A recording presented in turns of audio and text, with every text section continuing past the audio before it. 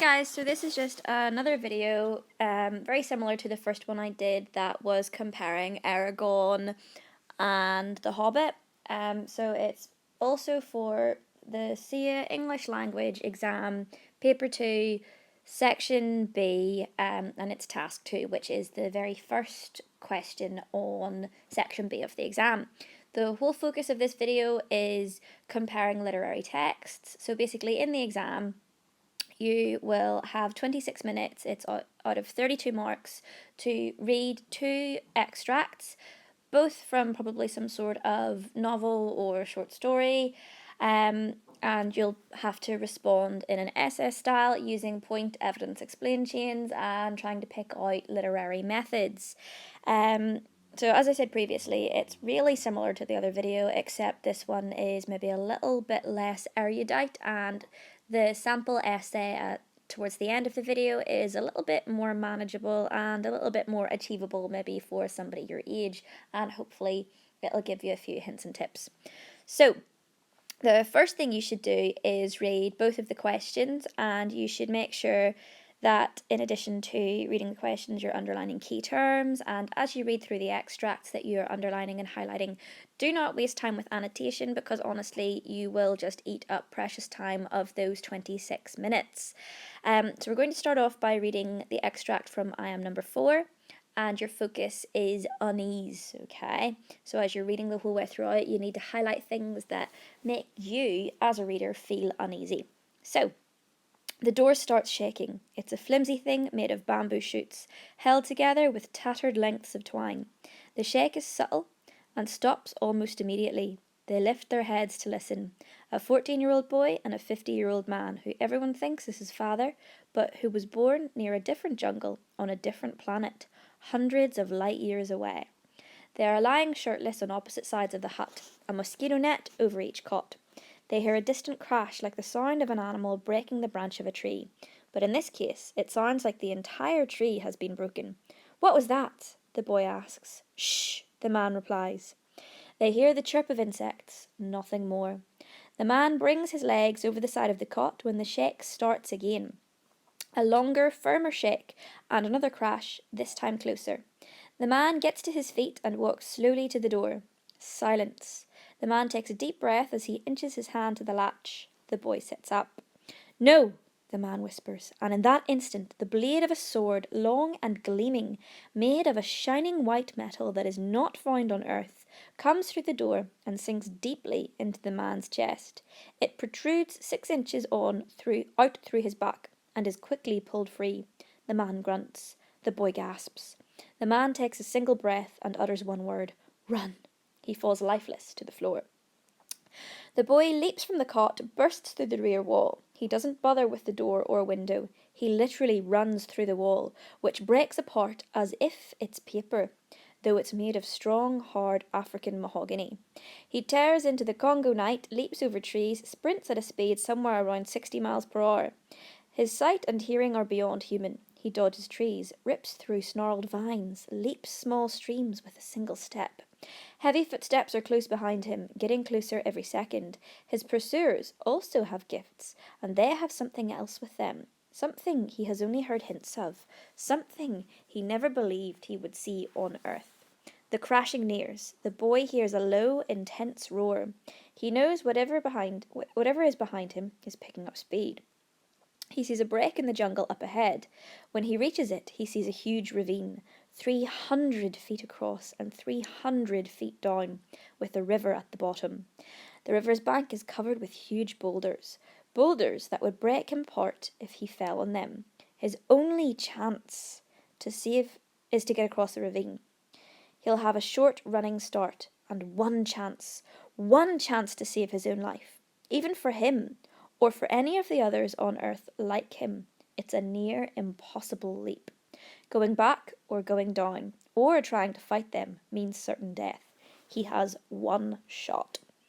So, as you read through something like this, you should be picking out the methods, and a really easy way to start is by thinking about the narrative point of view and the tense.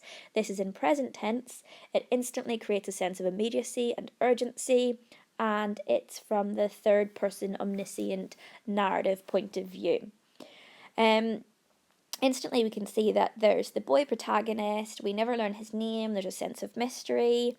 It starts with the short dramatic sibilant, the door starts shaking. The verb choice suggests that something's not quite right, and immediately from the first sentence you are in panic mode as a reader. As it continues, you can see that there's tons more onomatopoeia. You are introduced to the two main characters, the man and the boy, and the relationship that they have. The fact that there's a different jungle on a different planet, the repetition of different emphasizes the kind of fantasy elements at play here as well. And we are told that there's a distant crash, like the sound of an animal breaking the branch of a tree. So you've got your simile, and you've got this massive focus on noise, suggesting that they are on edge, that they are being hunted in some way, that they're trapped. You've got the dialogue, you've got the shush that again emphasizes the need for silence because their safety is at risk. Again, they hear the chirp of insects, nothing more. This massive focus on the senses, this massive focus on noise or the absence of noise. Then we've got the shake starts again. So you've got the sibilant sounds, you've got more repetition, you've got your alliteration of another crash, this time closer. You've got the single word sentence silence, which again emphasizes the unease because you go, well, why is it so silent? It's too silent and it's eerie. And then you've got the boy sits up, so something has triggered his nerves, making him sit up. You've got the kind of otherworldly sword and the adjectives describing that. You've got the kind of violent verbs that describe the man's death. And then you've got the dialogue run, which again emphasizes the panic. You've got lots of short dramatic sentences throughout, which increase the pace and again make you on edge as you read. You've got lots of violent verbs, in fact, an onslaught of verbs. Sorry, not violent verbs, an onslaught of verbs, just with leaps from the cot, bursts through the rear wall, which emphasizes the panic and the danger that he's in. We've got the simile as if it's paper, emphasizing his strength. You've got he tears through the Congo night, leaps and sprints. So you've got your rule of three, tears, leaps, sprints through the verb choice, emphasizing his abilities, but also the fact that this is a dangerous situation and you're starting to root for him now. You're endeared to him and you hope that he escapes. Then we've got this idea of the unknown villain, the fact that we're just told there's heavy footsteps, but we don't know who they belong to. We've got this idea that there's some sort of strange weapon that could possibly kill him, something he's never actually heard of existing on Earth. You've got the short dramatic, the crashing nears. You've got the repetition. You've got he sees all this imagery of the dangerous environment that he's in. You've got boulders, huge boulders. You've got his only chance, one chance, and you've got going back or going down. So you've loads of repetition the whole way throughout to emphasise how on edge this character is. You've got the rule of three, going back, going down, or trying to fight them. So 3 really terrible options, all emphasising the action and how fast paced and intense this is. And then you've got the short dramatic, he has one shot, and that cliffhanger ending that puts you at this feeling of unease. So the next thing you want to do is then look at the next extract, which is the lie tree, and consider how is it similar, how is it different, again, as you're reading through so that you're not wasting too much time. So I have simply nicked this off my own TES account, and you can, if you're obviously not one of the students I teach and you haven't been given these resources, you can simply go onto TES, search for N Davidson 91, download it for free. It won't cost you any money whatsoever, as long as you sign up to TES, which is also free for most of the resources and won't cost you anything unless you buy, obviously, a resource that costs money. So this is the lie tree. Again, a sense of unease has been created, and you can see that I've colour-coded some of the things I want you to pick up on. So again, you'll notice there's loads of adjectives, there's pathetic fallacy, there's imagery of decay, there's alliteration, sibilant, simile, inhospitable setting, violent and unpleasant verbs, visual imagery, onomatopoeia, lots of dialogue, etc., etc. So loads of things that are similar, and let's read through this. The boat moved with a nauseous, relentless rhythm, like someone chewing on a rotten tooth. The islands just visible through the mist also looked like teeth, Faith decided. Not fine, clean Dover teeth, but jaded, broken teeth, jutting crookedly amid the wash of the choppy grey sea. The mailboat chugged its dogged way through the waves, greasing the sky with smoke. Osprey, said Faith, through chattering teeth, and pointed. Her 6-year-old brother Howard twisted round, too slow to see the great bird, as its pale body and dark fringed wings vanished into the mist. Faith winced as he shifted his weight on her lap. At least he had stopped demanding his nursemaid. Is that where we are going? Howard squinted at the ghostly islands ahead. Yes, how? Rain thudded against the thin wooden roof above their heads. The cold wind blew in from the deck, stinging Faith's face. In spite of the noise around her, Faith was sure that she could hear faint sounds coming from the crate on which she sat. Rasps of movement, breathy slithers of scale on scale. It pained Faith to think of her father's little Chinese snake inside, weak with the cold, coiling and uncoiling itself in panic with every tilt of the deck. So, you want to consider how is it similar, how is it different. Remember, you won't have a lot of time, so you need to be highlighting as you go through. Don't waste time annotating. There's simply not enough time in the 26 minutes. You need to be thinking quickly. Instantly, I look at this and I go, okay, it's in a different tense. It's in past tense, okay? I also think it's in the same narrative point of view. They're both third person perspective. So rather than using the I voice, they either use the character's name or they or he or she, that kind of distancing thing, as if it's an overarching mysterious narrator that you cannot see. Okay? Now let's think about how we can compare and contrast. You have a boy protagonist whose name we don't know in the first one. You have a girl protagonist whose name and identity we know in this one. In both, there's clearly a relationship between the other protagonists or the other characters, the more minor characters. You've got the man, who obviously dies in I Am Number 4, and you've got that kind of father-like relationship there, father-son relationship, even though he's not his father. In this one, we have a sister and brother, Faith and Howard. Both of them are in hospitable settings. So one of them is in the Congo, in the jungle. It's dangerous. There's people chasing them. And there's a kind of otherworldly sense as well. You can tell that it's sci-fi or fantasy because there's talk of strange weapons and different planets. However, this one is some sort of mysterious unknown island that looks really sinister, and they're obviously in the water. It's a really dangerous journey. The mail boat, the boat they're in, is actually struggling to even make it to the rather sinister looking island that almost looks like some sort of skull with its jagged teeth. Okay? So let's have a look at the next slide where you can see that I've attempted to work this into a response that I think is achievable for someone your age to actually come up with. Remember that you should be signposting throughout with compare and contrast connectives, and that you can compare and contrast through either technique or effect. Okay, and hopefully you'll see how this is done when you see the example piece on the next few pages.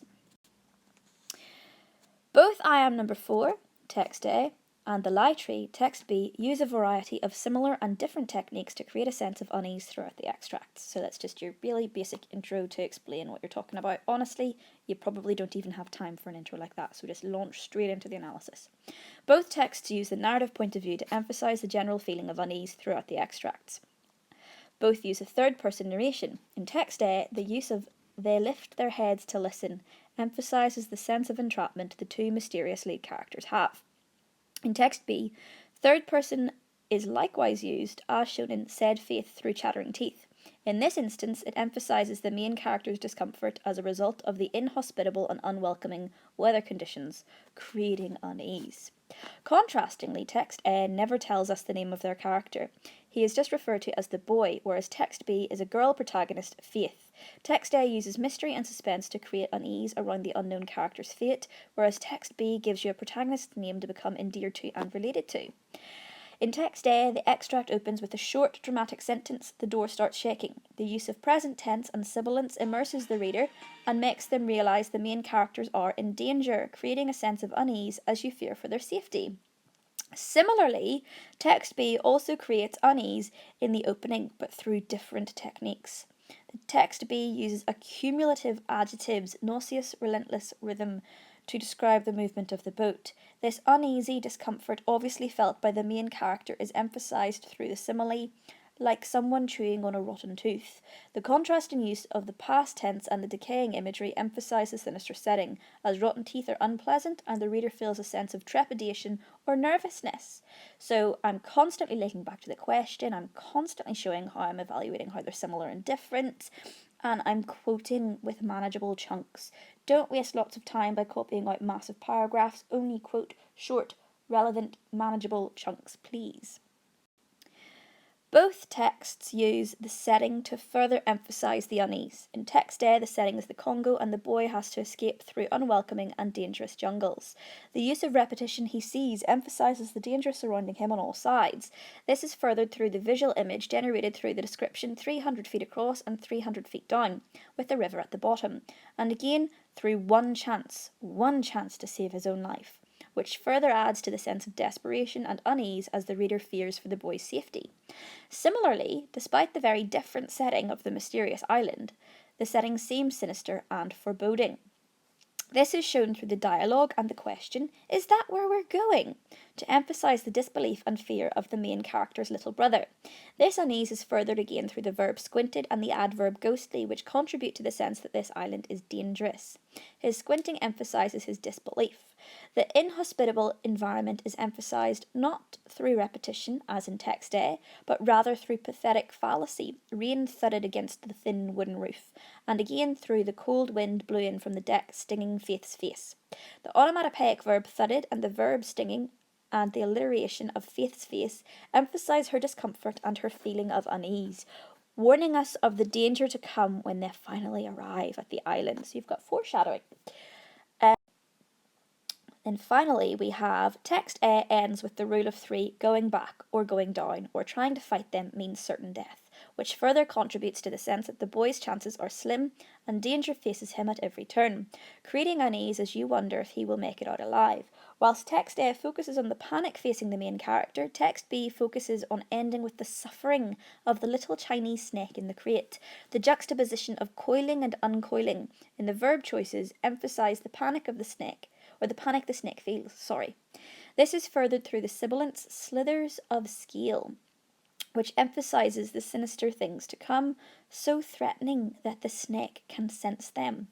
And sorry, this is kind of messed up a little bit because of whatever way it was formatted. The snake can sense them is meant to be above the little task box. Now, again, you can download this from TES for free if you want to. Really what I would do would be to get my students to colour code this, have a different colour for point and technique, different colour for the evidence, different colour for your explanation or analysis.